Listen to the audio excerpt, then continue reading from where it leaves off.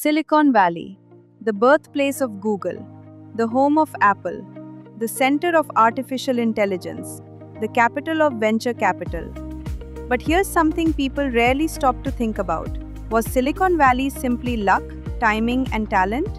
Or did certain institutions quietly shape it? When you trace the roots, one university shows up again and again: Stanford. Not the only force behind Silicon Valley, but certainly one of the most influential. Google?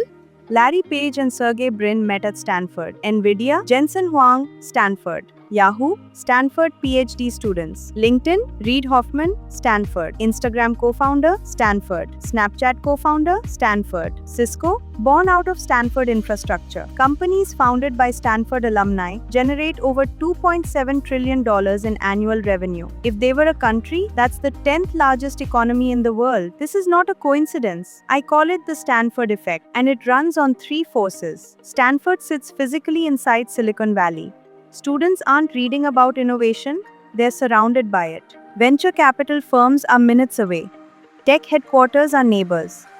Innovation isn't theory, it's daily exposure. In most education systems, failure is shame. At Stanford, failure is a line on your resume. Students are encouraged to build, experiment, and fail fast. When you remove the fear of failure, you don't get recklessness, you get speed. And speed is what separates companies that win from companies that never launch. This is the most powerful factor. When you're at Stanford, your roommate may become a founder, your professor may be advising a startup, your alumni may fund your idea before you graduate. Ideas don't just exist in that environment, they compound. One conversation leads to a co-founder.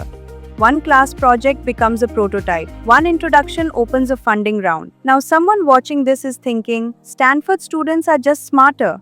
That's why they succeed. India produces brilliant minds. China produces brilliant minds. Europe produces brilliant minds. What Stanford produces is connection, and connection multiplies intelligence. A great environment doesn't create genius, it amplifies it. Put the same brilliant student in an isolated system with no venture capital, no mentorship, no risk culture, and nothing compounds.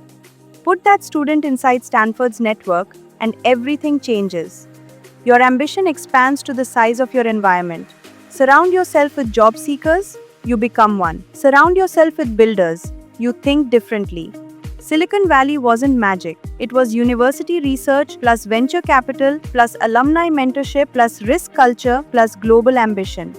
And at the center of all of it, Stanford. That's not luck, that's a structural system. So stop asking, how do I become successful? Start asking, where should I place myself so success becomes probable? Silicon Valley wasn't built by chance. It was built by a university that understood one thing: ambition needs proximity, and proximity creates power. Don't just chase degrees, chase ecosystems. Want to know if your child is on the right track for Stanford, MIT, or the Ivy League? Take the free Selected U Readiness Scorecard. Links in the description.